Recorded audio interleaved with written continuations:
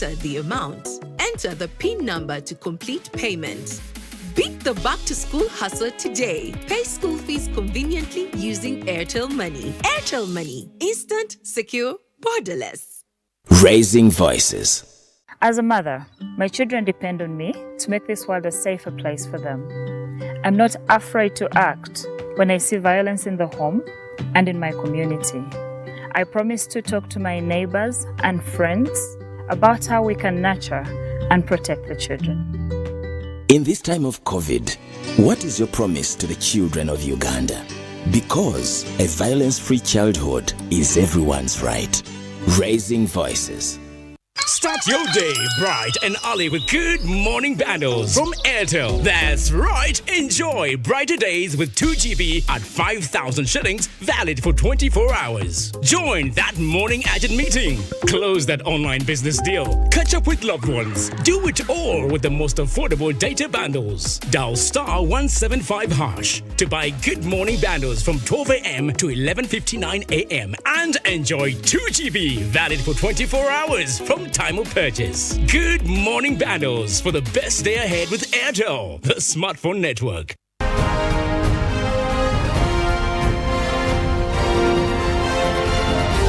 This is Good Morning Uganda.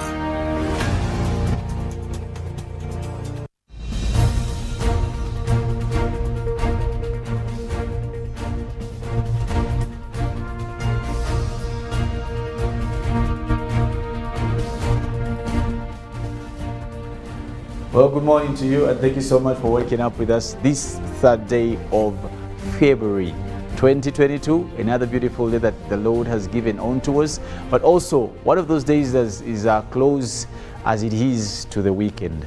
Now, some people will tell you their weekend starts on Wednesday, others will tell you on Friday, others will tell you on Monday. But anyway, for some of you, regardless of how and where and when your weekend does start, for us here on Good Morning Uganda, we come to you Monday to Friday, 6:30 a.m.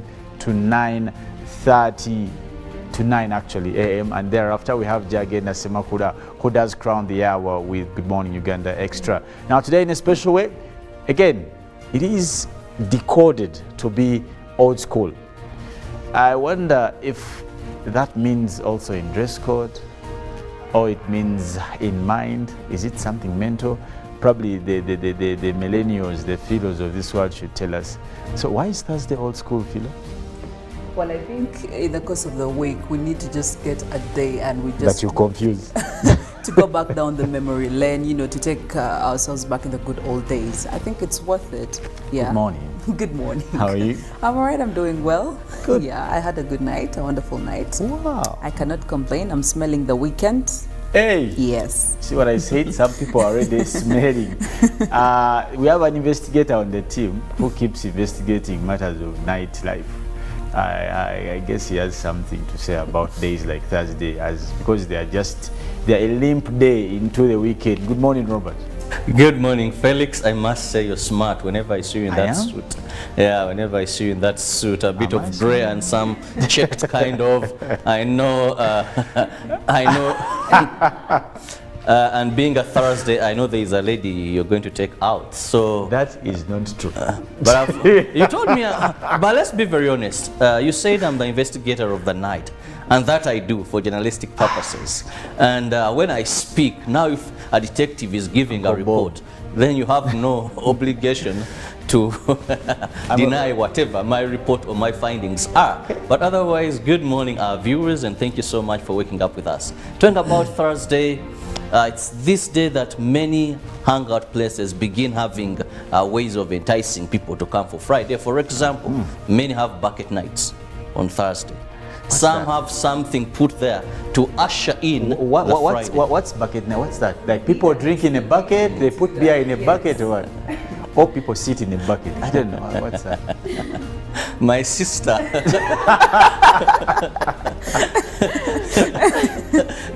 Your club whom we work in the same department, can throw more light on that. Okay, so but as Uncle Bob says, try to explain to us what bucket night means. It's quite hilarious. But I would also want to ask Mollen. Do you know of bucket night, Mollen? Is there a Benson night? Is there a Katasa night? Because I mean, You know, if you hear the post talking about the bucket night, it means they have actually been there. So I think Robert is just brushing it off, but he's the right person to talk about the bucket night. He has been there, and for journalistic purposes, but for now I don't even believe him. so you don't know about the bucket night as well? I don't know. Me, I'm just this innocent person who doesn't know those Look how things. innocent you look. Felix, are you I buying know. that? Have you seen how Well, innocent I am just- this morning? Innocence, you see, innocence is not what you proclaim about yourself. Exactly. It's what at least Philo should say. Innocence No, speaks it's- for itself. Absolutely. Yes. Yeah, but guess what? In times where people like Robert are trying to get you lured into their world, you have to speak for yourself and say, yes, I am innocent. But otherwise, away from that, I want to say good morning to our family here at Good Morning Uganda. Thank you guys for waking up with us and, of course, going with us throughout the week. Now, yes, the weekend is closer. You know, when you're just like left with a Friday to get into the weekend. So I can feel the mood as well. And yes, you can go on with the detective work. But me, I just, stop probably at the door and watch. I don't know about nights, but Kirabo knows more. Clearly, Kirabo is a master of many things, just so you know, our viewers out there. But of course, also today is a Thursday. Now, we did say that at least it's commonly known for flashbacks, classics, all-time classics, and maybe that should also make me ask. I don't think I should ask the millennials. I'll focus to the. Are you trying to say we have nothing to flashback to? Okay. We want to what have are your a few flashbacks? It comes and let's talk about Ugandan music. What is that flashback that you like? So when I hear this song, it reminds me of S1, P3. I don't know. That's Ugandan. Let's keep it home content. Ugandan. Absolutely. So I will tell you, when I listen to Chameleon Chipepeo, I have a whole long story that I cannot exactly tell right now, but it reminds me, there is a whole lot of nostalgia that comes with that song, but it has very many stories behind it. I hope that you will not use to gauge my age. And then No, you exonerated because you're the 97 kids. And you see, Felix, someone told me the way to determine a woman's age is just have such conversations. Accidentally, then you'll hear us say, Murutaro, wetwali tudduka. Okay. But anyway, Wetwali Kampala. I'll tell you what. So such conversations. My grandmother used to tell us about how they used to hide us in the church in Rubaga. Rubaga, the Kateyamba church there. Yeah. No, but I think. No, feel free, yes. By the way, I'll say this. It's okay to be old, Yes, it's okay, Felix. Felix. I don't think know you should why. be defending your age right now. Yeah. Who's I mean, defending the age? you even look that age category. So Okay, clearly about it. this is where it's going, but I know for a fact, and it's biblical, all the age is a blessing. oh yes, it And comes with wisdom. It does, and that's why when God was speaking, some of the promises made to Adam, that's to Abraham, you remember, that was when he said, I'll give you old age that you will see your descendants. So we bless God for some of us who are old, as people say, but we are old and happy. But nevertheless, also we want at this particular moment to take you through our local stories, and thereafter we'll be looking at our international stories. Now, do not forget that Good Morning Uganda does have particular and of course a couple of segments where we'll also have in our newsreel. Well, we'll be talking about human rights now, of course, torture that has been, a report did come out yesterday. People were saying that they're tortured in custody, others said in prisons, and prison is saying they give them to us like that. Police is saying, I don't know, maybe someone knocked themselves off. All those kind of excuses. We just want to take a look at what happens, what goes wrong, what should be done better. But thereafter also, we'll be taking you through the papers, and also we'll take you to the roads with Philo, and Mollen will be taking us through weather, nature and environment. But thereafter, at the top of the hour of 8, Robert will be back to give us Good Morning Uganda agenda. But for now, let's take a look at the local stories with Robert and Mollen. And we'll begin with the fight against corruption, abuse of office, and ensuring that government funds are well utilized, where the Deputy Speaker of Parliament, Anita Amongi, vowed to implement the concerns in the Auditor General's report and ensure that the culprits are brought to book accordingly. John Mwanga, the Auditor General, delivered to Parliament the June 21 to December 21 report from the Office of the Auditor General. The report cites, among others, over 6,000 SACCOs under the Microfinance Support Center received funds for Emyoga with neither operating licenses nor a memorandum of understanding between the concerned parties. Well, in another story, labor export. Now, government has unveiled steps in addressing the issues affecting Ugandan workers in Saudi Arabia and other Middle East countries. Now, the Ministry of Gender, Labor and Social Development will ensure strict enforcement of the 2017 Workers' Agreement signed between Saudi Arabia and Uganda. Now, the new development follows a visit to Saudi Arabia by officials from the Ministry of Labor between the 23rd and 28th of January this year. And away from that, we now look at a fire at Vivo Energy, where the Uganda Police Fire Brigade was last evening called upon at Vivo Energy main depot located in industrial area to avert a fire outbreak, which according to police was initially as a result of faults which occurred during the fuel loading process. According to the Deputy Director of Fire Brigade, Kampala Metropolitan, 5 people have so far been recorded to have sustained major and minor injuries.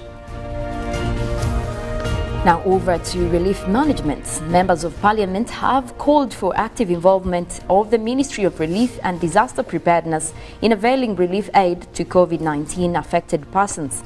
The Deputy Speaker of Parliament, Anita Emong Anet, faults the recent COVID-19 relief processes, calling for more reforms before private teachers are also relieved. Now this stems from a proposal by Ministry of Gender to have private teachers given some relief aid. Well, now into our international stories. Now the first story, quite sad one from Turkey, where we see 12 migrants found frozen to death near Turkey-Greece border. Now the partially clothed bodies of 12 people have been found inside Turkey close to the border with Greece after they apparently froze to death. Now, Turkish Interior Minister Süleyman Sulu posted blood images of Twitter showing the bodies lying by the roadside near the northwestern border town of Ipsala, with some wearing only shorts and t-shirt despite the cold. Now he said 12 were part of the larger group that had been pushed back by Greece. Now 12 of 22 migrants pushed back by the Greece border units have frozen to death, and of course he also wrote in English saying they had been stripped of clothes and shoes. Temperatures in the area can fall to between at least 2 and 3 degrees Celsius. Now, in other international news, CNN chief, that is Jeff Zucker, resigns over undisclosed relationship with colleague. Now, CNN President Jeff Zucker resigned on Wednesday for failing to disclose a romantic relationship with a colleague at the U.S. cable television network. Now, I certainly wish my tenure here and ended differently, Zucker said in a message to the network employees, but it was an amazing run and I loved every minute. Now, Zucker, 56, said his resignation was effective immediately. Now back into Africa, while we see Guinea-Bissau launches major probe into failed coup, while we see they have come out to launch a major investigation into the failed attempt to overthrow President Umaru Sissoco Embalo, who survived a gun attack on Tuesday in the uprising that claimed 11 lives, according to the government. Now, the government mourns the loss of 11 valiant men during the attack, 11 victims, soldiers and paramilitaries, 4 civilians, including a top agriculture minister of official and his driver. Government spokesperson Fernando Vaz said on Wednesday, who is also the West African country's tourism minister. Now, heavily armed men on Tuesday afternoon surrounded the government's building in the capital Bissau, where Embalo and his prime minister were believed to be attending a cabinet meeting. Embalo, 49, later told reporters that he had been unharmed during the 5-hour gun battle, which he described as a plot to wipe out the government in Guinea-Bissau, on Africa's most unstable country. Following the World Wetland Day yesterday, a question of how wetlands can help fight climate change.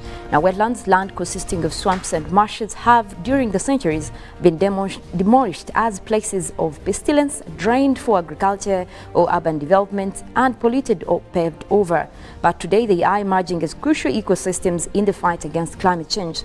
Now, the Intergovernmental Panel on Climate Change, IPCC, the United Nations body for assessing the science related to climate, has warned of the need to pursue efforts to limit the temperature increase to 1.5 degrees Celsius above pre-industrial levels. Now, the world's wetlands, including marshes, wetland, floodplains, and coastal areas, are seen as key to achieving this goal, even as more than 35% of the worldwide variety of habitats have disappeared since 1970.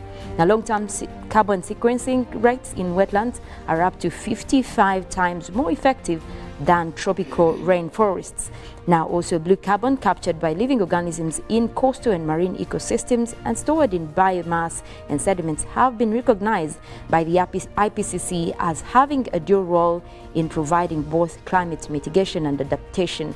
Now, to meet the 1.5 Paris Agreement climate goal, the IPCC says further conservation and drainage must be prevented, and 50% of all lost wetland must be restored by 2030. Well, of course, you see much is happening. The world is quite active, but of course, sad stories also deep coming every day now, as we did. It's quite sad that at least every day there's a story that is very, very sad that we do hear on TV or that the news covers. It's quite sad, but nevertheless, we do continue to tell our people out there, how about we be every other's keeper? Now, the Bible is clear about that, and that in its own self is answering to the command, which is the most solid command in the Word of God, that is love one another. You can imagine people who are closed out on the boundaries, on the borderlines of Turkey and Greece, and they froze to death. Can you imagine? All in the name of don't enter my territory that was given by God, and then boundaries created by man, and people die because you don't want them to enter into your borderline. We have seen many people capsize on oceans, seas, because they want to get into other countries. Then they are bad. All these things. I think human nature shouldn't turn against its own. But of course, on top of all that, we also want to share with you our poll question today. Now, Philo will read us our poll question and probably also tell us how we can be able to connect with this. Now, to get to the poll question, maybe to give you just a brief history about it. The president elected several teams to run several markets in Kampala. Now, this was supposed to be happening on interim basis, and also to give enough time for some of these markets to be able to come up with their own leadership. However, the interim time was supposed, it was done yesterday. Yesterday was the last day. So markets were supposed to come up with their own leaders, with their own teams. However, this did not happen because there was a lot of chaos in several of these markets. Police had to be deployed. It was not a good situation. So this morning, we would love to know from you what you actually think should be done to solve the leadership questions in Kampala markets. The hashtag on Twitter is UBCGMU. Number for WhatsApp will be going there on your screen now. Well, we do expect you guys to share with us what you think. This mayhem has been ongoing for some time. People have lost lives. People are losing businesses. Absolutely. And so what can be done for permanent peace and put in place something that is permanent to help the situation? But of course, today being Thursday, we want to take you into our song for the day. Now, a historical, one would call it a classical throwback for that matter. But before we get into that, we want to give my man Ndugu Robert Kirabo Nyonyintono. And you know how Nyonyintono Orugero Rugwayo? Brother. Clearly, Robert has, but you should find out. It's a very beautiful Lugero in Uganda, and I'll tell you when you come in the next hour. But before that, Robert has something to tell us about Hallelujah.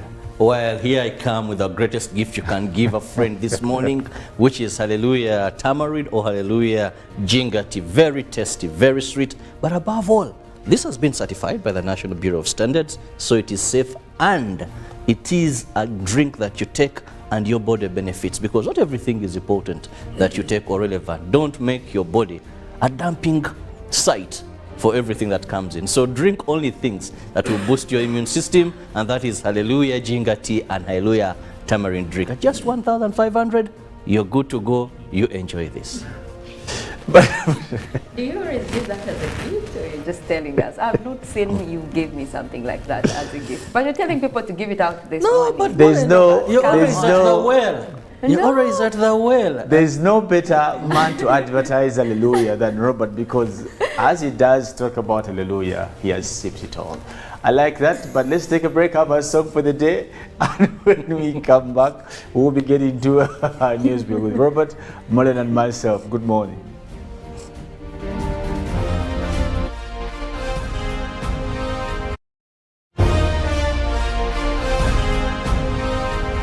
Live from UBC Studios in Kampala. This is Good Morning Uganda.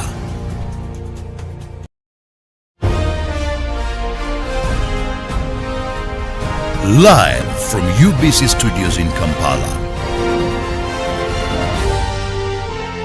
This is Good Morning Uganda.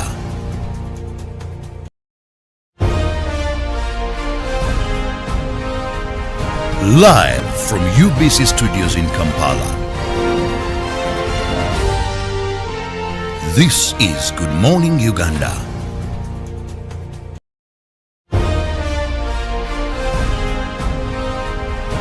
Live from UBC Studios in Kampala.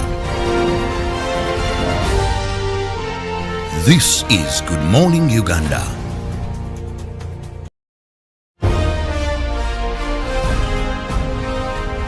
Live from UBC Studios in Kampala.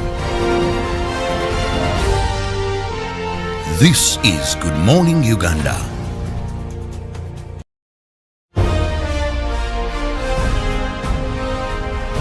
Live from UBC Studios in Kampala. This is Good Morning Uganda.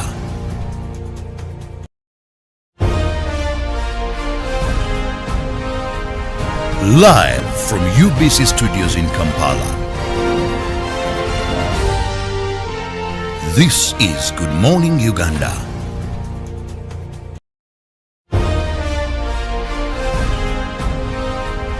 Live from UBC Studios in Kampala. This is Good Morning Uganda.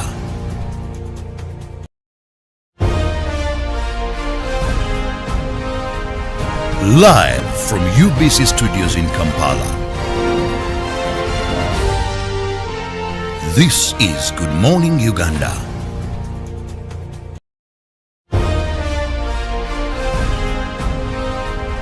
Live from UBC Studios in Kampala. This is Good Morning Uganda.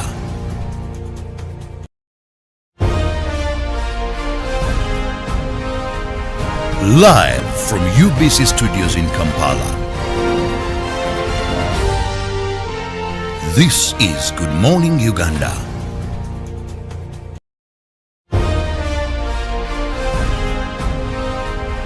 Live from UBC Studios in Kampala. This is Good Morning Uganda.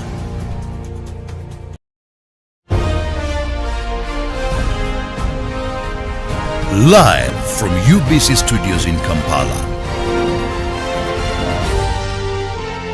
This is Good Morning Uganda.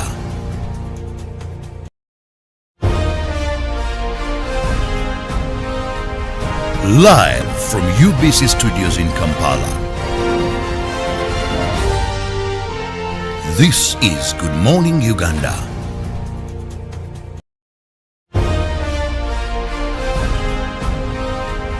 Live from UBC Studios in Kampala. This is Good Morning Uganda.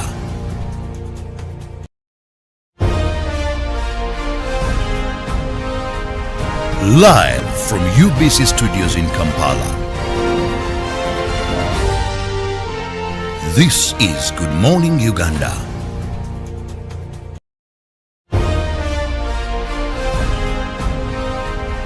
Live from UBC Studios in Kampala. This is Good Morning Uganda.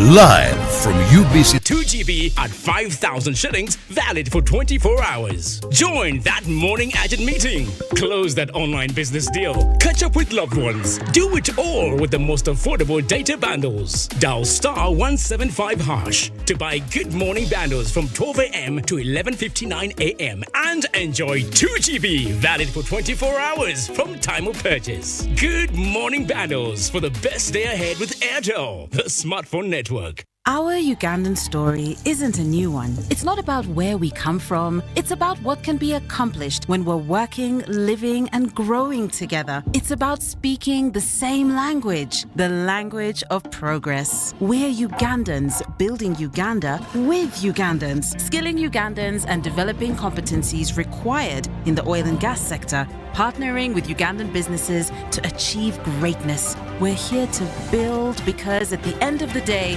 we're truly Ugandan. Raising voices. I feel happy when my father spends time with me. I hope all fathers will like my father. I want my father to reach out to all fathers. He knows how important it is to be a good father. I promise to help my father inspire other fathers to change. In this time of COVID, what is your promise to the children of Uganda? Because a violence-free childhood is everyone's right. Raising voices. Pick of the day on UBC, brought to you by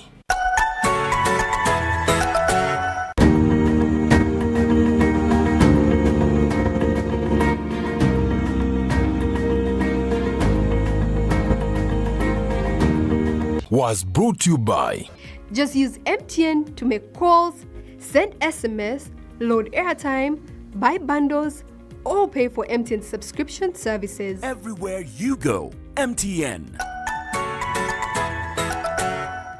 All eyes are on Africa. All eyes are on Cameroon. All eyes are on UBC.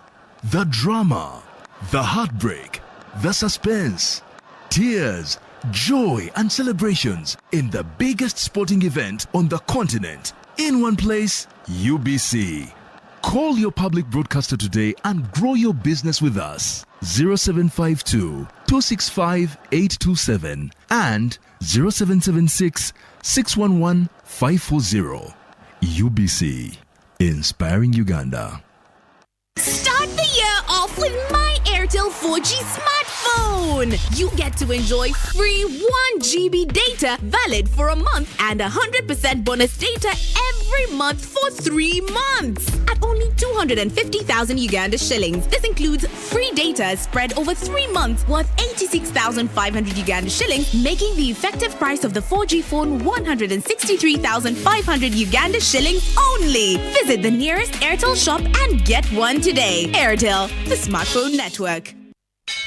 The auction of 2022 is here. Kubeila easy. To bid on any of our selected items, a Bajaj Boda Boda, brand new laptop, a smartphone, fridge, flat screen, or school fees worth 1 million shillings. You need to load airtime, then dial *210 *3 *3#. Choose an item and pay a bidding fee of 10,000 shillings via mobile money. It's 10K. After successfully registering, you start bidding on your item of choice immediately. Dial *210 *3 *3# again. Pick item you registered for, then insert your bid amount. Your bid amount is not deducted from your mobile money. We only sell to the highest bidder. The highest bidder will be called live on UBC TV on February 10th, 2022, and you will come with the money you inserted as your bid, pay it in cash, and walk away with your brand new item. Highest bids for the day on various items can be seen by dialing *210 *3 *3# for more information. 0780 103 333. Baila is in the auction house. Terms and conditions apply. Live from UBC Studios in Kampala. This is Good Morning Uganda.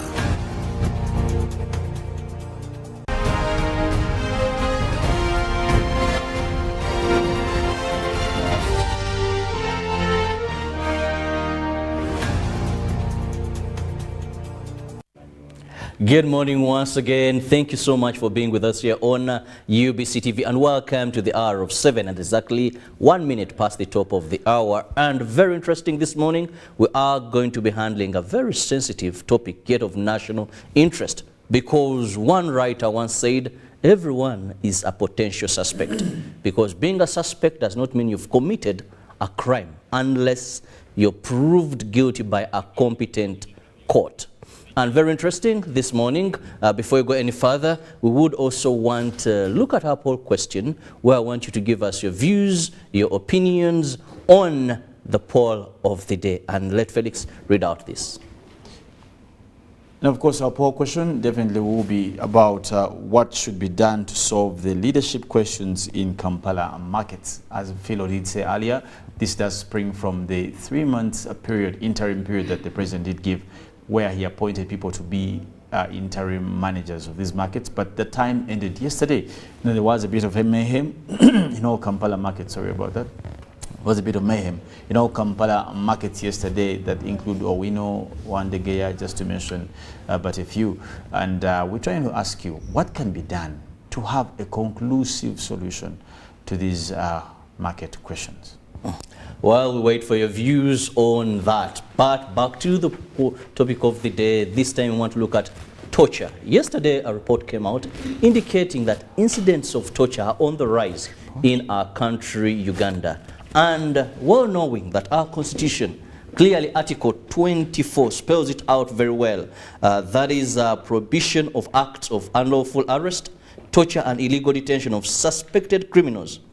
However, individuals have continued to report that have been arbitrarily detained and tortured by members of various security organizations.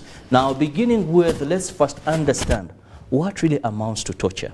As we see hundreds or thousands coming up claiming they were tortured, what amounts to torture? Felix. Well, Robert, you may not have a particular definition to torture because it takes various folds, and in the law, you won't be surprised that it will stretch from psychological and as far as physical. And this can take various folds. It can even take a drop of water in your face for probably 48 minutes, 48 hours. Just having a drop of water for about 48 hours. Constantly, because there are some cases we have heard of, and this of course not in Uganda, some cases far from Uganda, like when you try to read the matters or the cases that used to happen in the Guantanamo Bay, which was run by the US at some point, you would realize that torture is basically putting someone in a position where they have psychological harm, pain, apprehension, where they have psychological fear for apprehension of anything, that bodily harm or actually physical pain that is inhuman. No wonder torture does go against human rights, because it is inhuman. Now, the qualifications of what amounts to inhuman are relative, depending on what is used. Other people will say, some people are put to animals, others nails or what, all these things. So it's basically an inhuman treatment of an individual. But the reason why torture in this case must be qualified is that the purpose of that inhuman treatment must relate to an accusation.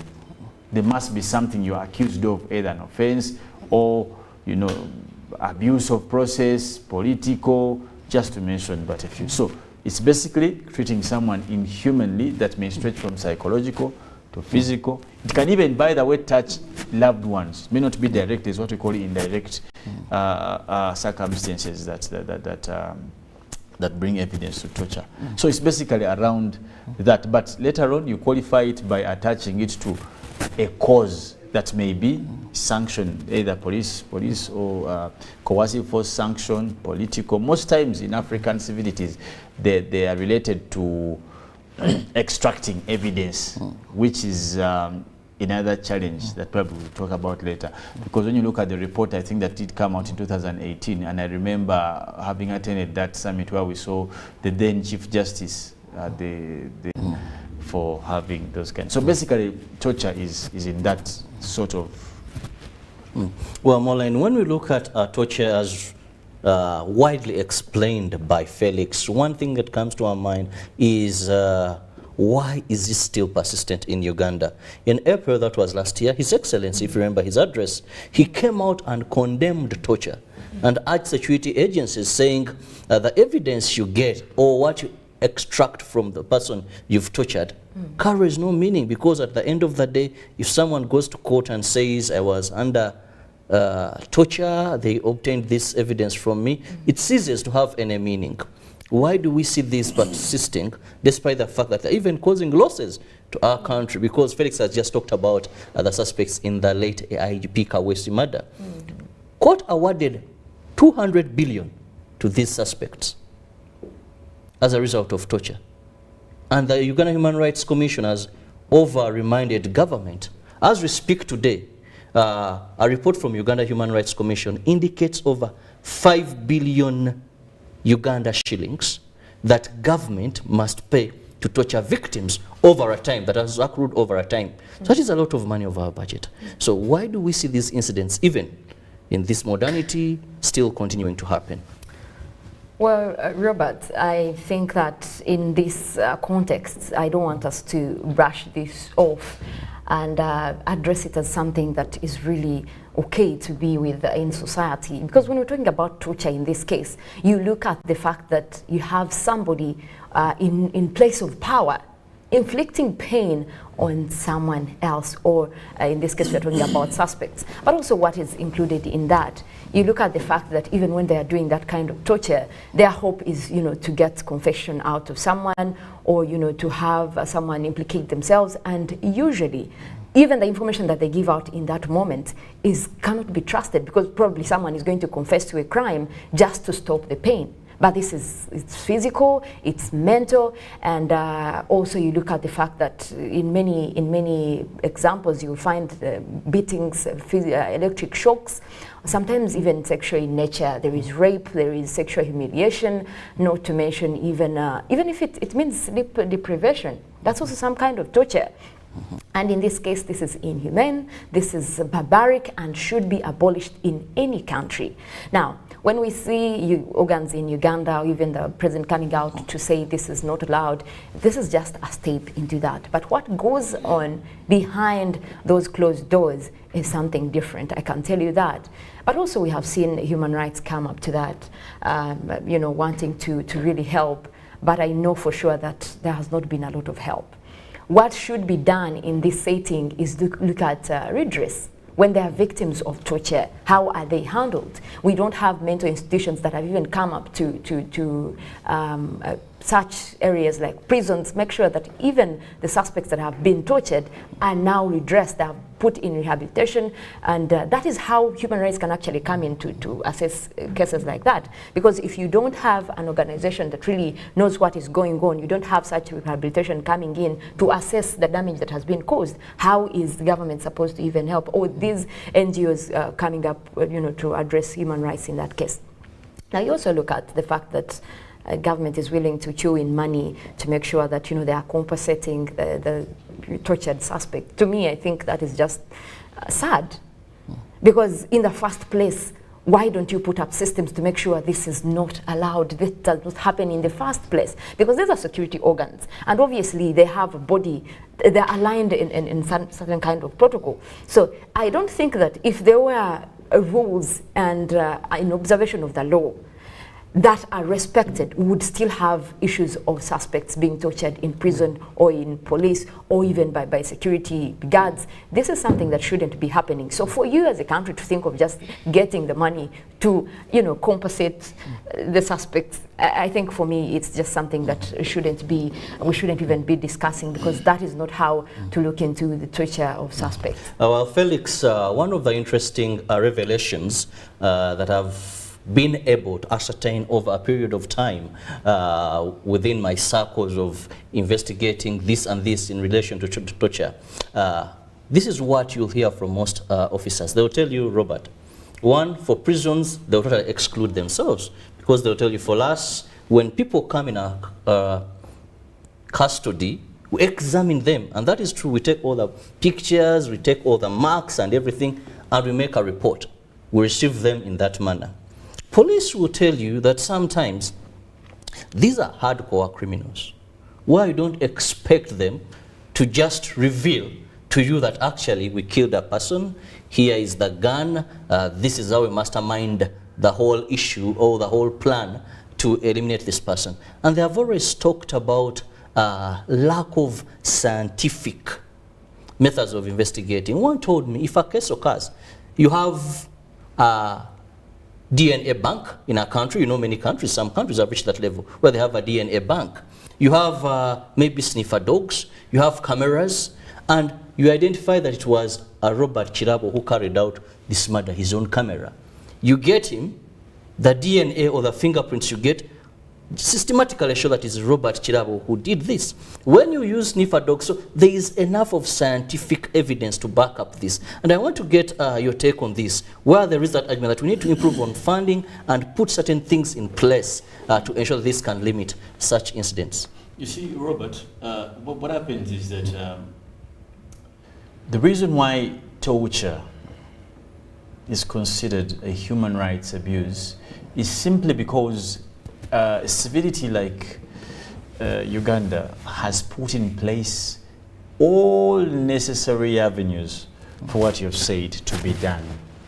For example, the reason why it's a big deal that suspects shouldn't be tortured is because at that point, the subscription of our legal framework is to the presumption of innocence. At that point, okay? That someone is a suspect, and at that point, they have not been convicted. They are innocent until proved guilty. So not until court has proved guilty, they are innocent. Now, that presumption of innocence means that there is a formal setup of answering illegalities. If Kirabo has killed someone, because of the severity of a country like Uganda, it gives you the processes. There is court will sentence, and there are prisons that will make sure the whatever has been sentenced or the verdict is implemented. The presence of these processes defeats the argument for torture. In form of extracting evidence. Absolutely. And secondly, confessions or evidence or whatever extracted through torture isn't admissible in court. It's as good as useless. Remember, court most recent has been vending the whole thing of plea bargain. That is one of the best ways. And that has worked in other jurisdictions. When you go to the US of this world, many cases don't go for trial because of their plea bargains. You get it? People use all these, because the things you're going to tell someone when you're torturing them are the same things you can tell someone when you're taking them to plea bargain. You tell us this, we shall reduce on your sentence, or we shall, practice it. All these things. The one thing we must condemn, and by far as a national broadcaster, as Ugandans, but also as people who love the civility that is growing in our country, is that torture is an ancient way of approach for terms of judicial purposes. Why? You gave a very good example of the people who are in the Kawesi murder. In law, there's something they call irreparable damage. How do you repair that damage? Someone's back is all torn, hands are broken, nails are taken. How much money can pay that? You get the point? Because the things that happen within torture, either psychological or physical, they are irreparable. You cannot make good what you did. That's why even if you give them $1 billion, it doesn't make, because the purpose of compensation should be to put someone in the position they were before the torture happened. But can you put them back in that position psychologically? So that's the reason why we talk about, and we are free to have this discussion, and some people do it, by the way, without knowing. You see, you'll be surprised that when such people are taken before the law, they will tell you that, as you've said, this person, you see, a murderer, someone who murders, doesn't lose rights. That is the bitter part of the law. The law still protects them. Yes. That's why I've given you the presumption of innocence. That if you want to take them on, go to the processes, because they're also Felix, part before of I bring in governance. Mollen, before we leave the law, there is one observation I made. One time I went to court and I was following up some case as a journalist and a reporter by then. But and I think it was Justice Stephen Kavuma by then. So they brought these young boys, they were all limping and in a funny way, and he said, no, these we cannot handle. Treat them, bring them to court. Of late, I see such a kind coming to court, and only thereafter, court tells them to file claims of having been tortured.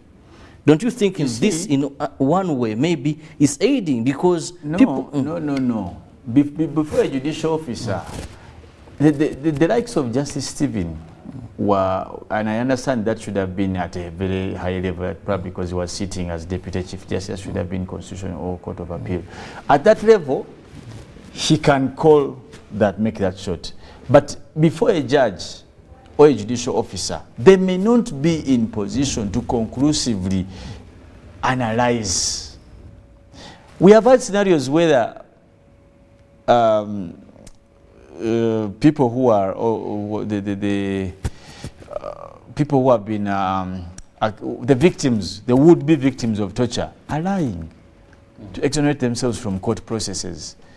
There's even one time a famous politician here who came and said that he had been beaten badly, his legs couldn't walk, and was putting on a very heavy shoe.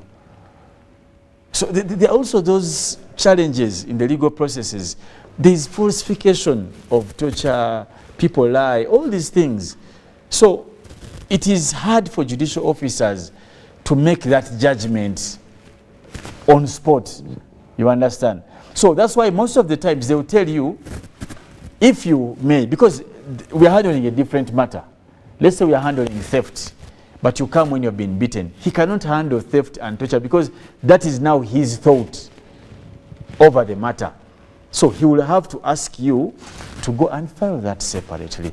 If you're in shape for the proceedings to go on, they will go on, regardless of whether or not you have. But if you're not in shape, then the proceedings will be stopped, and probably you will be asked to go back. Then, like in that case, like justice asked that gentleman, you go back, be in better shape so we can have these proceedings go on. But in the other cases where the person is very badly off, the proceedings will be deterred at that moment. Mollen, looking at torture, and of course when we see these reports coming in and indicating that actually these acts are on an increase, how best can we then ensure that we change the trend? Because government also economically is losing. If you have to award over 5 billion shillings over a year to torture suspect, what does that mean to our treasury? So how best, away from looking at the people that are getting this pain, it also has an economic implication. Even people that are tortured, maybe some never go back to work, yet they could be one of the working forces of this country. So how do we trim this device? Well, if we talk about even government being involved in ending the chain, I think the approach to that is just going back to the basics of it all. I mean, nobody should profit from pain. And I repeat that. Nobody should be profiting from pain.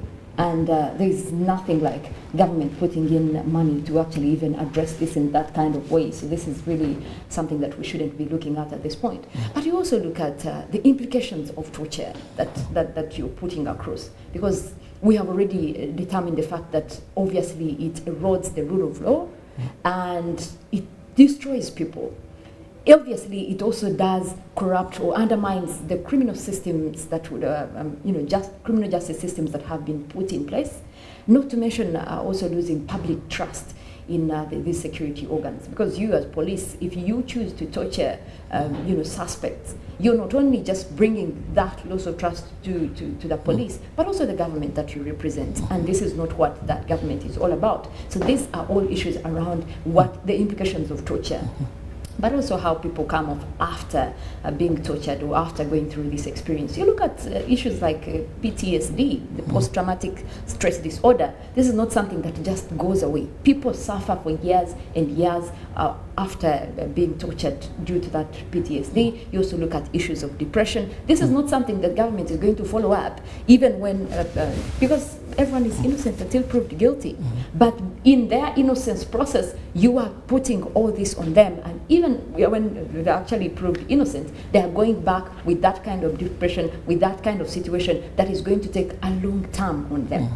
That means in long term, you're actually affecting their families, you're actually affecting their way of life. Someone cannot be the same.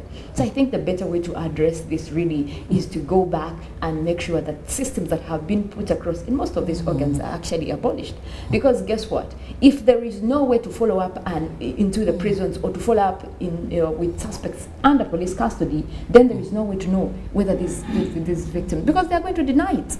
There are no cameras in a prison cell, probably, and you will not know. Even when you, as a lawyer, you come to represent, your client, you will have no basis of what happened. They could even tell you, you know what, maybe there was a fight. And this is not the case. So I think what should be done is make sure that there is a chain within these security systems that we can look at, and based on that, because it could actually be individuals. Most of these security people, or even the organs that guard the suspects, it could be an individual initiative, and someone is probably also depressed from their own way of life, and they inflict that kind of depression onto the suspects. So even if it's not in a setting of trying to get information or trying to get someone to confess to something, it still could be an individual thing. And that is why even those systems will help address the fact that these individuals don't need to even be in the security organs in the first place. So I think also you look at the fact that there is too much power that has been given to security officers, and that is what the President Museveni was talking about recently, about how security people think that has this power, and he was asking them to turn down, actually. Look at Ugandans and respect them. So when there is that kind of power that has been given, they feel like they can exercise at any time, and maybe they cannot convicted over it, they are still going to react that way. So I think there is also a need for government to come in and convict individuals who actually are doing this kind of stuff. Because at the end of the day, the suspects will tell you this pain, this was caused by so and so. So unless the law is putting into consideration that these guys do not have all the power and can be convicted, we are still going to have such issues around, ignoring the fact that these people are suffering, they're getting all this depression that will in turn affect their lives, but the people that have inflicted this on them are out there walking on the streets like nothing ever happened. Well, Felix, let's look at the gaps that have to be addressed for sure, because we have a whole body that is the Uganda Human Rights Commission. I want to say fairly they are doing something tremendous there. What are they as in, they have profiled such cases, and they have brought them to book, they have held government, they have written reports, and of course action may not have been taken. If you ask, one of the biggest challenges to human rights abuse is the commission. Felix. That's my opinion. I have seen the commission go to prison cells.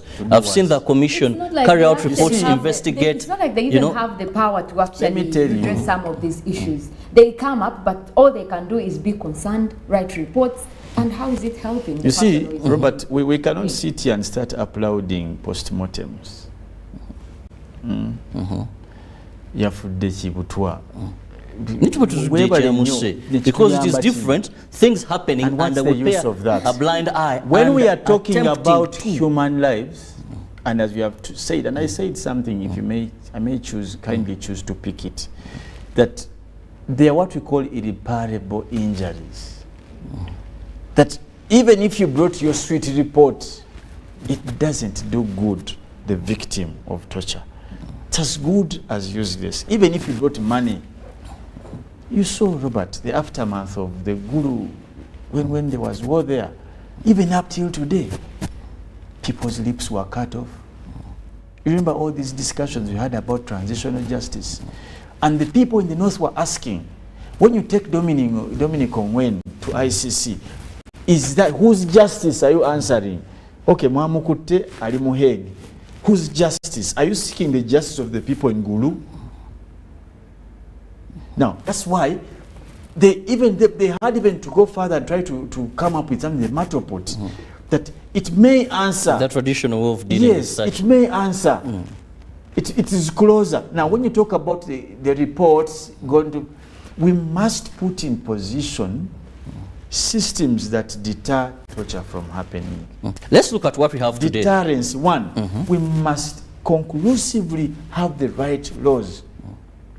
The right laws that focus on the agencies that inflict this kind of torture onto the people. We made an amendment in our law, Felix, to hold individuals accountable more than the entire institution. When you look at the Geneva Conventions, that is, I think, of 1959, the laws that govern war, they strip you naked of what we call order from above. That was one of the ways that they dealt with that issue. So you cannot say Kirabo ordered us to. Now, that is the first thing. We must draw a line between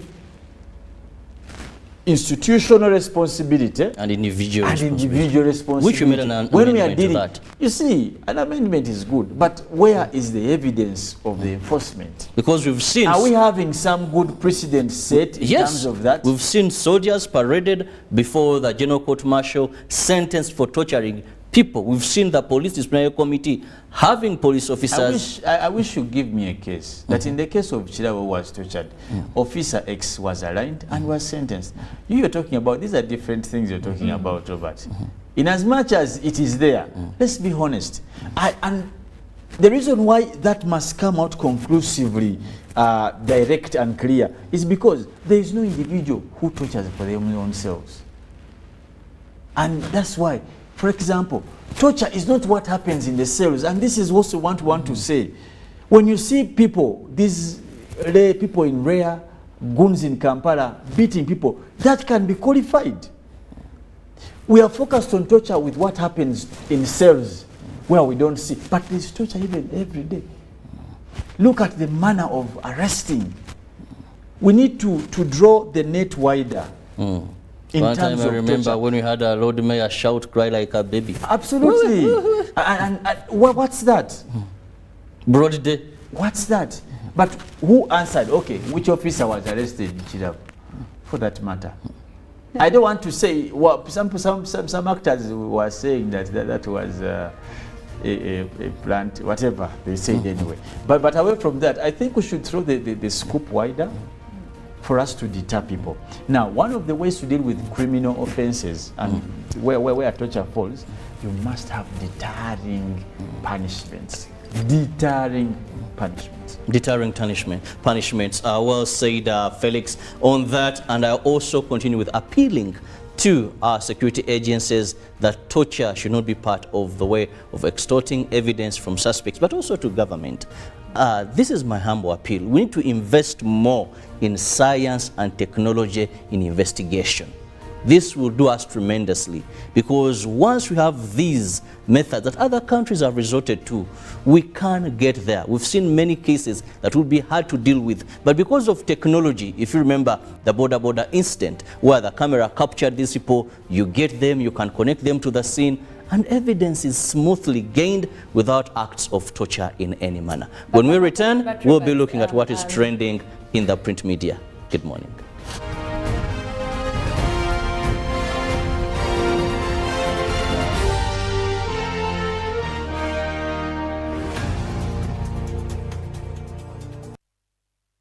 When you talk about our motherland Uganda, the Pearl of Africa, you cannot fail to smile because of the smile that fills the faces of the citizens. Our nice good weather and nature that sustains us all, that enables us all to continue each in their own way, because we are all different, even according to each individual's work. But what joins us to become one person is the sweetness from the flavored drink Hallelujah Ginger Tea drink and Hallelujah Tamarind drink. The flavor that quenches your thirst while at the same time treating and healing your body because it is 100% natural. Enjoy the drink that has got the tamarind juice in it. Made by Hallelujah Reflexology, Healthy Solutions and Nutritional Research Center Limited. Get yourself a bottle of Hallelujah from all shops around. You know, you could just buy a new smartphone from anywhere in Uganda.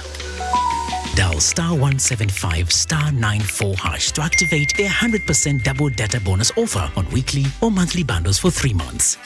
Better yet, you automatically receive free 1 GB valid for 30 days. You are hooked already, aren't you? Enjoy 100% double data bonus from Airtel. Buy a smartphone from anywhere in Uganda and insert an Airtel SIM card. Dial *175 *94 hash to activate a 100% data bonus offer on weekly or monthly bundles, valid for 3 months. Dial *175 hash and select your preferred bundle to activate a 100% data bonus offer on weekly or monthly bundles, valid for 3 months. Airtel, the smartphone network. Our Ugandan story isn't a new one. It's not about where we come from. It's about what can be accomplished when we're working, living, and growing together. It's about speaking the same language, the language of progress. We're Ugandans building Uganda with Ugandans, skilling Ugandans and developing competencies required in the oil and gas sector, partnering with Ugandan businesses to achieve greatness. We're here to build because at the end of the day, we're truly Ugandan. Raising voices. I feel happy when my father spends time with me. I hope all fathers will like my father. I want my father to reach out to all fathers. He knows how important it is to be a good father. I promise to help my father inspire other fathers to change. In this time of COVID, what is your promise to the children of Uganda? Because a violence-free childhood is everyone's right. Raising voices. Live from UBC Studios in Kampala. This is Good Morning Uganda.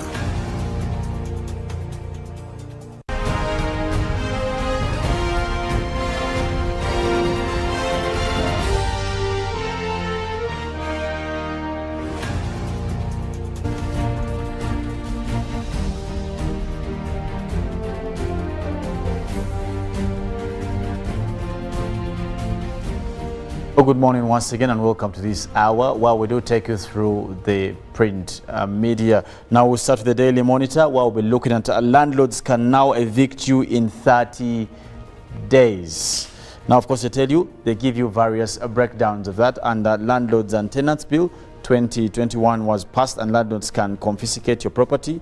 Now, LC chiefs, police to oversee eviction, rent to be paid in local currency. Still in the same papers, we see there in the headline now, MPs halt transfer of relief fund to teachers, and that is AG's report exposes rot in ministries. But also still in the Daily Monitor, now relationships, rebound relationships, how to make yours work. Of course, still about the same now, NUP councillors defy party attend Museveni meeting. Of course, we'll get into now the New Vision. And in the New Vision this morning, districts pay billions to ghost staff. And we also look at the details of the past landlord tenants bill, and also fire guts Vivo Energy Depot, and about 5 people injured. And also taking a look at the Tare Hesita series, the beginning of the army in Uganda. And in the justice column there, you look at 262.2 billion JLO's house bid process cancelled. All these you can actually get in your copy of the New Vision, and also the new curriculum, Senior 1 English plus Literature and Senior 2 Chemistry. Now you get into the Daily Nation where we're looking at Raila Kalonzo team plot mega alliance, but also blow for farmers as maize price dropped to shillings there, 2,800 per bag. Now Joho's wife files for divorce there, and in the same papers they tell you Ruto has 52 days to quit Jubilee. Now alarm as pressure drugs run out and ICC witnesses get legal counsel. Well, of course, that's basically what's in the papers, and you can get yourself copies of these dailies if you want more insights of what's in the papers. But at this point, I want to take you to Philo, who will be giving us some of the feedback that you've shared with us about our poll question. To you, Philo. The question, which is what should be done to solve the leadership question in Kampala markets. Starting off with you, Amos, you're saying you need to just construct more industries in different parts of the country, which will reduce the number of people in the city. That is how you will solve the leadership in markets in Kampala. And from you, Twinex, you're saying the State House Anti-Corruption Unit has to come in first and then engage the people and sensitize them about the need for the competent leadership within the market. Thereafter, the government takes over. And also from you, Derek, is saying let government give people in the markets a chance to choose leaders of their choices to avoid such conflicts. Maybe they can make a referendum and the winner takes it, but not everybody appointed by the president is a potential leader. Let us allow people to actually do that. Now, getting back to the situation on the road, today I'm going to be centering the focus majorly on Makindye division. So if you are in that area, maybe it's time for you to actually know which roads would be ideal for you and which roads would definitely not be ideal for you. Now, when I talk about Makindye division, I'm looking at areas like Kalungu, I'm looking at areas like Bunga, I'm talking about areas like Katuso. We do have Muyenga somewhere there. We have Lukuli. So all these areas are, part of Makindye division. Looking at Lukuli Road, well, clearly it tells you that you can actually go through. But again, today we have quite a number of red hot spots still in this area, meaning that there are very many people on the road. So you may not want to use some of these main roads and instead opt to look at the alternatives. Locally road, as you can see, green spaces but also some orange lines showing you that these spaces are actually, these specific spots are getting crowded by the minute. Yes, motorists are all over there. They're trying to use these routes to get to the city center. You go all the way, and as you can clearly see, all the orange spots are all over this road. We see this one spot here. We do have some red spots here, which clearly tell you that the traffic right here is getting intense. So you may want to start looking at plan B if you had initially planned to use this route. Now, if you go all the way to Lukuli, if you use Lukuli Road, of course, it will still take you to Hanlon Road, which also tells you that the traffic there is starting to build up. It's intense. So yes, still look at alternative. Now, away from that, if we decide to go back to Gaba Road, as you can see, all the orange spots here clearly tell you that yes, most of these junctions actually where the roads connect, where other shortcuts connect you to the main roads, usually it's very hard not to find traffic build up there because there is a little bit of congestion. Everybody's trying to fight for space to get in the main road. So do expect that, but you still go all the way using this Gaba Road, and if you go ahead, you should expect still a more intense traffic build up, again, like I said, around the junctions, so it may be very hard for you to avoid. And we also do have another route. This is Lodo Road. We also have Lodo Road, and this Lodo Road clearly shows you that the traffic there is still a little bit crazy, so you cannot escape it. Now, when I speak of Lodo Road, it will connect you all the way to Chiwafu Road. Chiwafu Road is still not manageable. In fact, this area is really, really crazy. As you can see, the red lines are, they are taking over most of the spaces. The orange lines, the traffic there clearly tells you there is a little bit of chaos here, so you may want to expect it, but also you may decide to use an alternative road. Now, as you can see, there are other roads that will get you into this Chiwafu Road, but again, this road, I could say it's a dead end. As you can see, the traffic is really, really, really intense. So if you have a plan B, maybe this would be the ideal time for you to use. Away from that, we could also take a look at Bukasa Road. Bukasa Road is a bit manageable, all right. You see the green lines, you see the orange lines, meaning that there are some free passages for you to use. And yeah, there will be a little bit of hiccups here there where you see these orange lines, but that is manageable. The traffic could actually be starting to build up or could be in the process of building up, but at least it is not as intense as you could anticipate like for most of other roads. So Bukasa Road will still take you all the way to Namungo Road. Namungo Road is still manageable, it's still passable, it's a bit clear. So yes, I think this is a very good option for you to take on. And this Namungo Road will take you to several streets. We have 5th Street there, as you can see. We have 6th Street there, as you can see. And what works in our favor is that most of them are green lined. As you can see, the green lines are more prominent than the other lines. So yes, maybe when you are done with the outskirts of you know, those other areas that I've told you, when you get into the city center, I want to presume that cars are not very many in the city center or around these streets, to be very specific, yet, at least for this part of the morning. So you totally have nothing to worry about. The issue is only leaving.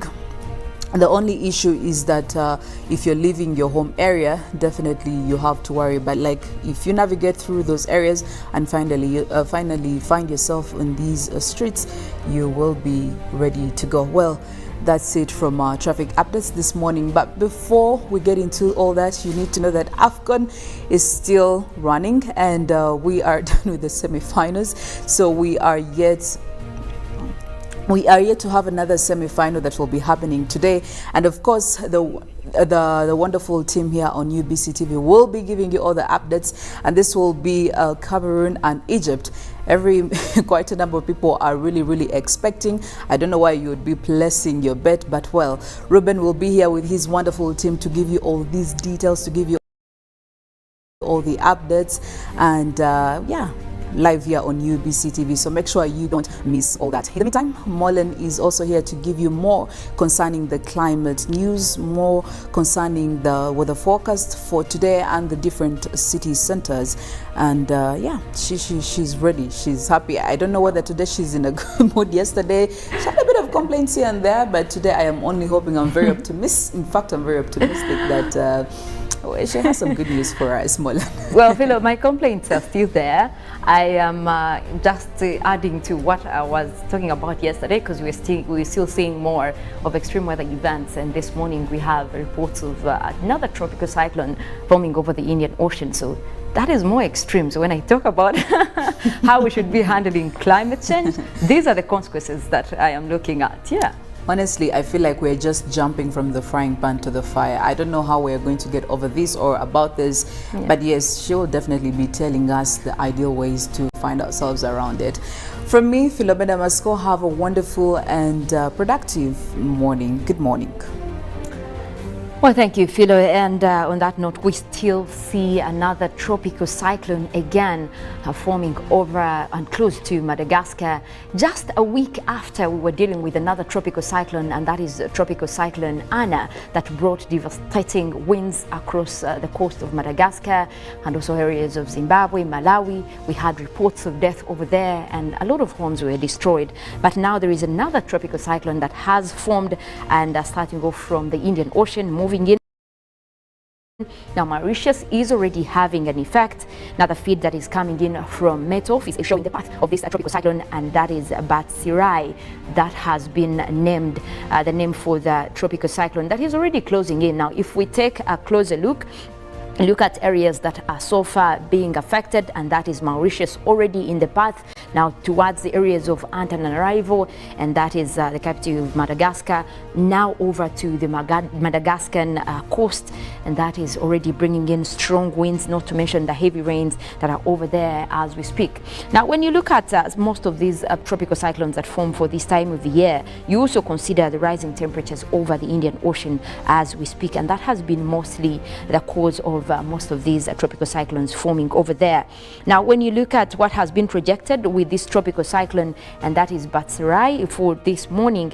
Now, it is forecasted to be making landfall over the coast of Africa by Saturday. But so far, what we're seeing is that it is already bringing effects of strong winds. Now, throughout the path, you will notice the red lines in that path that has been projected so far. It's at a wind speed of 120 kilometers per hour, and that is something that is really at a strong speed. That means the winds that are coming from this kind of cyclone are actually going all across and making a lot of effects in terms of flooding. That is likely. Now, the areas that have been forecast to get most of this impact are Mozambique. We look at coastal areas also for parts of Malawi, and that is the path that has been projected for tropical cyclone Feburaury. Now, you look at Madagascar already in that path. It is forecasted to sweep across parts of Antananarivo as well, the central part of Madagascar, and that will be also within still the same wind speed. Now, it is only expected to get stronger, and this is what is being projected from the Met Office for now. But you also look at the strength of such a system, where you see the deep black colors actually, and the round circle in the middle. That is the eye of the cyclone, and that was just at 120 kilometers per hour. And that was measured off actually yesterday, and that was at 8:30, looking at the strength that it is coming with. Now, this is a strong system. What happens is that all these waters that are coming off from the Indian Ocean are just being diverted towards the center or the eye of the cyclone, and that is the kind of strength that this cyclone brings, because all this is what will be now moving across and sweeping through. So that is what brings in the effect of flooding. That is what brings in the effect of strong winds, because it's all rotating towards the eye of the cyclone. So as the cyclone moves, that means all that water that is coming towards the center is actually moving with it, and that's how we end up with a lot of flooding over the area. And most of the projections that have been done right now indicate only severe cases that we are likely to be dealing with as we head into Saturday, when we expect landfall over the coast of Madagascar and also towards areas that have been marked so far. You can see Antananarivo is in that space already. Now, parts of Mozambique as well, and Malawi. These are the areas we have to note that have just been also affected by tropical cyclone Nkunda just about a week ago, and now we're seeing another cyclone that is hitting this area, talking about extreme weather events over that place. Now, already that has been projected to be at least 34.6 knots, and that is the speed of wind that will be there. Now, that track also for the past cyclone, that is cyclone Nkunda, is likely to be the same effect. So we are projecting ahead of a lot of destruction that could be looked at by Saturday as this cyclone actually makes landfall. Now, also what is in the most of the forecast models so far, you will look at the position of the cyclone, and that is Feburaury right now, where you see that deep red, yellow and gray colors there. That's the position of the cyclone right now as we speak. Now, the projection is that all that is bringing with it all the areas you're seeing in green colors. That is what is being also, that is what is following path of the cyclone. That is forecast for Friday. That is why it is forecasted to be. Now that it starts closing in towards Madagascar, already bringing in those strong winds and rainy conditions, and that is also extending towards parts of Malawi that are likely to also get the same devastating effects of strong winds and flooding.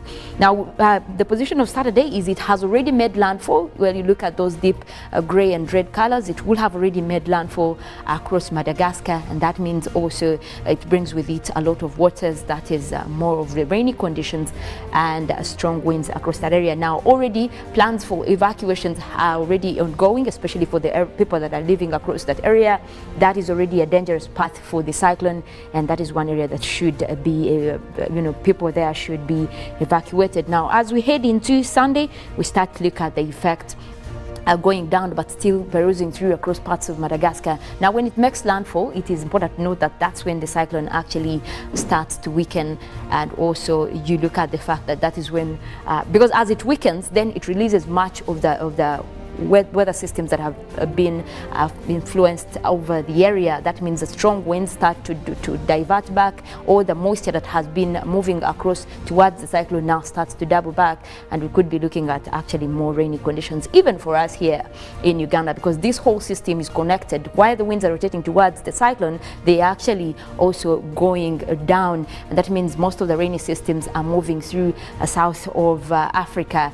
But as this now dissipates, it means they are going to push back, and that we could be looking at rainy conditions by Sunday and a pickup especially for the southern sector of the country, and that is what is likely to actually be bringing us some of those rains as we head over that area. Now you also look at what is happening even right now over our satellites across Africa. You look at the position of the tropical cyclone Basarai for now, and this is real-time data coming in from the satellites, the EUMETSAT satellite that we have over Africa. You look at the effect that it is bringing even across Uganda right now. Most of the rainy systems that usually form over Lake Victoria are also in the path of the cyclone now following. You look at this area, this trajectory here. That means this is the position of tropical cyclone Basarai right now, but you look at all the rainy conditions, the rain belts that are following this kind of cyclone. So that means we still have now more of the rainy belts starting to move southwards of our country. You look at the rains that we even had yesterday across most areas of the southern sector. Now that is no longer the case. We start to see that system moving down, and that is towards areas where we're seeing the cyclone right now. So that means as we head into tomorrow, we'll have more of the reduction across the country. That means we might be looking at reduced wet weather activities, and by Saturday, as the cyclone makes landfall over Madagascar, we're still going to be dealing with a reduction in wet weather activities. But from then, after it makes landfall over here, we'll see some of these systems actually doubling back, and we could be looking at more rainy conditions affecting most areas within the country. As we speak, even right now, we're dealing with mostly cloudy conditions for most areas this morning. We also do have at least some of the rainy systems that are starting to form over the areas of the western part of Lake Victoria. That is where we have the likes of Masakarengo. We already have that cloudy system that is developing over there, and most likely that could bring us some rains this morning, but that will be only over a few places. Now we look at areas of the Karamoja region that are already having cloudy conditions, but we'll go ahead and take a look into our forecast for this morning and look at which areas are expected to receive a different kind of weather. But I can tell you one thing, still we're waking up to a warm morning.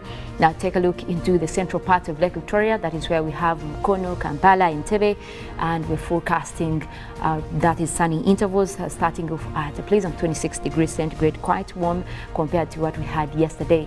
Now take a look into central part of northern Uganda. That is where we have Gulu, Kitgum, Padel, Jumani. We are forecasting intervals of sunny and cloudy conditions.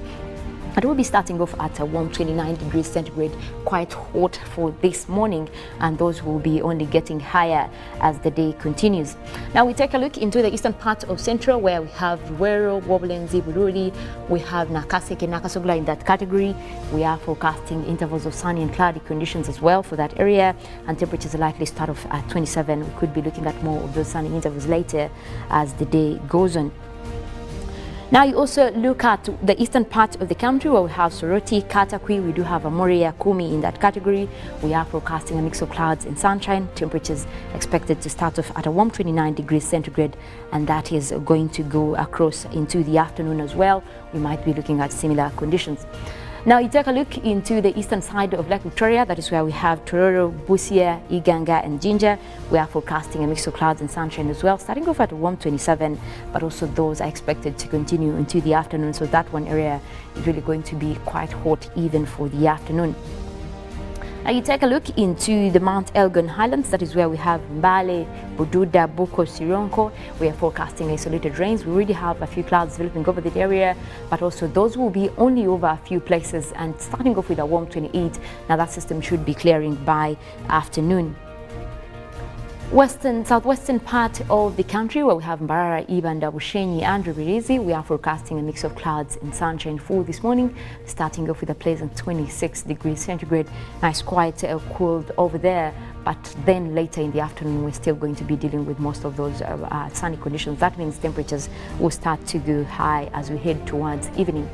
Now, the western part of Lake Victoria Basin will be clearing into as intervals of sunny and cloudy conditions for much of the morning, starting off with also that beautiful 26 degrees centigrade. Not hot and not so cold, so it's quite pleasant to start off your morning, and we do have those clouds already over there, but that will be clearing into sunny intervals. Now, most of the systems that are developing right now are mostly cloudy systems, especially to the southern part of the country, and also you look at northern Uganda, the northeastern part of the country right now from the satellite, it is indicating mostly cloudy weather, but that will be clearing up as the day continues. So we are still looking ahead into a hot day for most areas within the country, but also not to mention that most of the areas will remain dry as we head into the afternoon, especially for central parts of the country, eastern Uganda, northern parts of the country, and also for midwestern. We do have a little bit of clouds moving in right now, but we do expect those to clear as the evening progresses. So overall, I think we're just starting off with a good morning,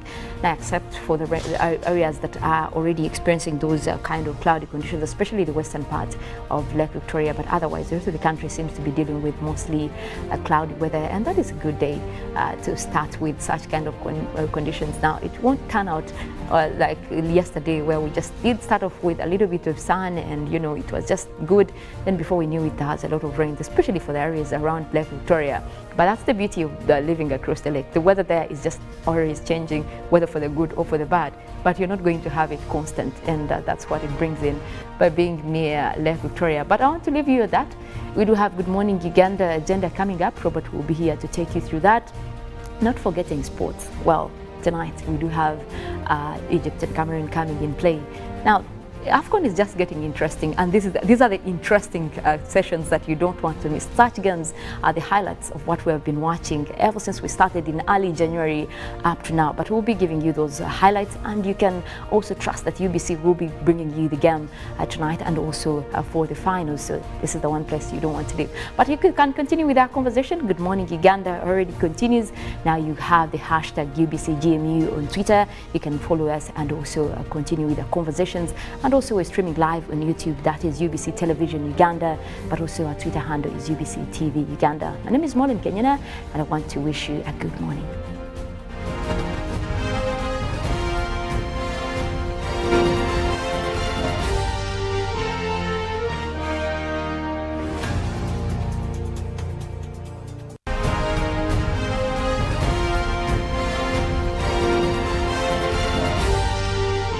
This is Good Morning Uganda.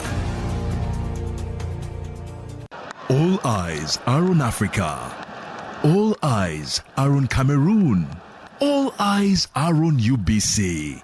The drama, the heartbreak, the suspense, tears, joy and celebrations in the biggest sporting event on the continent. In one place, UBC. Call your public broadcaster today and grow your business with us. 0752 265 827 and 0776 611 540. UBC, inspiring Uganda.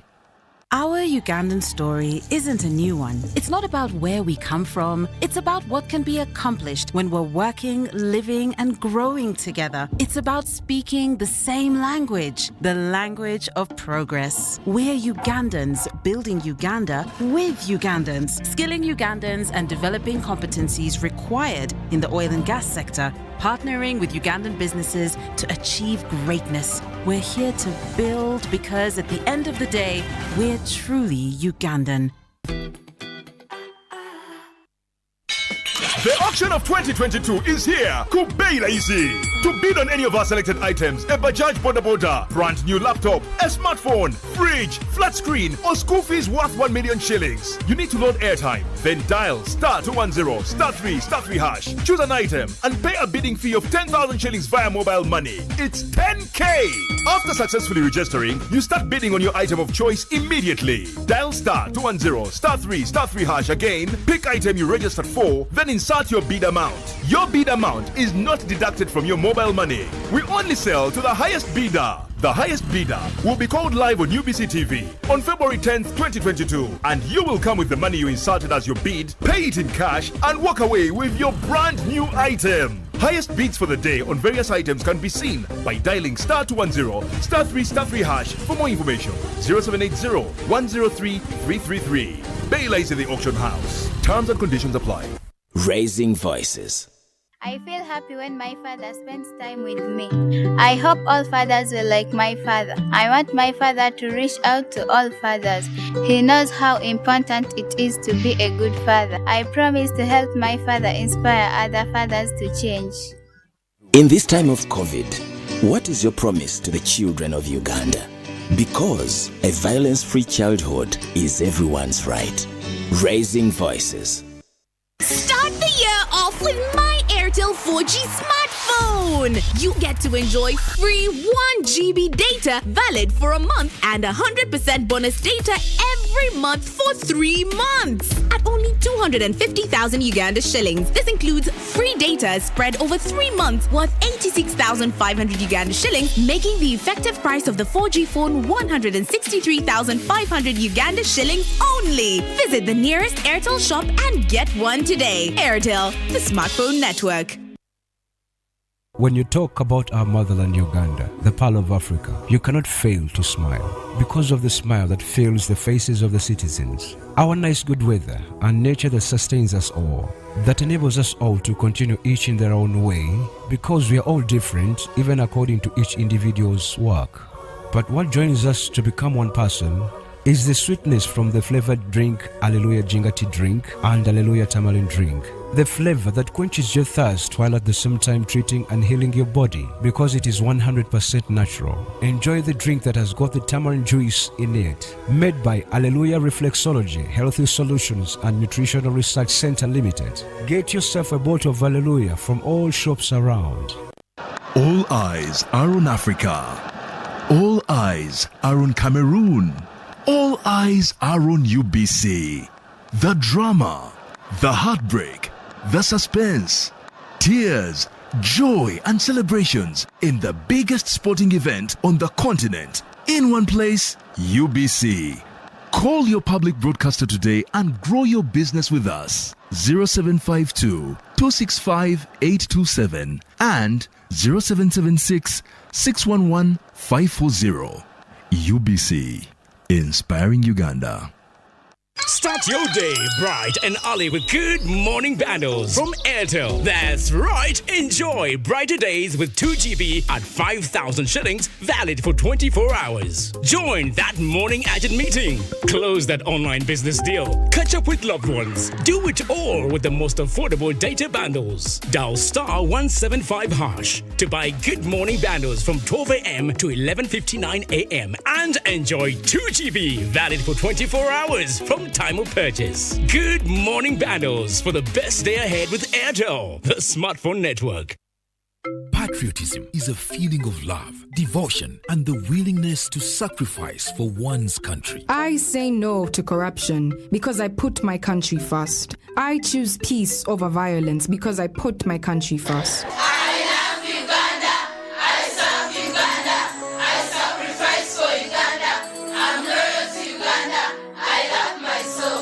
Patriotic, Uganda first. This message is brought to you by the National Secretariat for Patriotism Co Uganda, Office of the President. Raising voices. As a mother, my children depend on me to make this world a safer place for them. I'm not afraid to act when I see violence in the home and in my community. I promise to talk to my neighbors and friends about how we can nurture and protect the children. In this time of COVID, what is your promise to the children of Uganda? Because a violence-free childhood is everyone's right. Raising voices. Live from Now Avenue in UBC Studios. This